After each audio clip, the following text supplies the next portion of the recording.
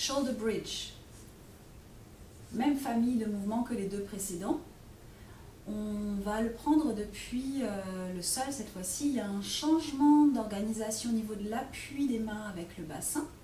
On va être plus comme des étagères pour le bassin. On va envelopper le bassin de chaque côté. Donc on va maintenant aller prendre nos iliaques de chaque côté, les deux hémi-bassins. Autant avant on était plus sur le sacrum, là on est vraiment plus sur le bassin maintenant. Ça nous donne une autre organisation. Et puis on va utiliser vraiment le sol maintenant pour aller créer de la traction et créer de l'énergie cinétique pour ensuite la lâcher. La jambe va vraiment voler dans les airs. Les deux jambes sont longues. Roll up. Les bras se mettent au sol, les jambes se plient ici. C'est un bridge, c'est-à-dire j'ouvre l'avant de mes hanches. Je continue à descendre mes pieds dans le sol, ça soulève mon bassin, il n'y a pas de rétroversion. Je peux monter sur demi-pointe pour m'aider. Et là, je vais basculer d'un côté pour aller mettre mon coude au sol et poser mes mains comme vraiment 2 corbeilles de chaque côté. Vraiment, je prends mes hanches ici. Les coudes sont dans le sol et écartent le sol pour pouvoir retrouver de l'espace entre les omoplates. C'est important ça. Hein. On ne pousse pas le cœur vers l'avant, au contraire, on est large dans le dos, mais c'est le sternum qui flotte loin de la colonne thoracique. Il n'y a pas de compression du cœur.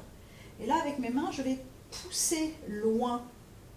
J'écarte mes mains et je pousse loin de moi pour que je trouve la longueur de mes lignes de bras. Et puis je vais allonger une jambe, je frotte le sol, la jambe rebondit, elle revient au sol, je peux la frotter. J'allonge, je frotte, je frotte, je frotte, je frotte, je frotte, oups, ça rebondit, j'allonge et je frotte, j'allonge, je crée de la friction, c'est-à-dire je sens vraiment que mes extenseurs s'engagent pour moi et puis je lâche le sol, ça envoie ma jambe dans les airs et ça revient. On peut même jouer à faire 2 battements et revenir. N'oubliez pas, c'est vraiment l'élasticité des tissus. On ouvre les ressorts. Paf, la stabilité est globale. Elle s'organise depuis des appuis terrestres et aériens. Loin et ça revient. Pour sortir de là, je monte sur demi-pointe. Je libère mes poignets, qui n'ont pas forcément l'habitude d'être dans cette configuration. Et la colonne se dépose dans son hamac de la LPS.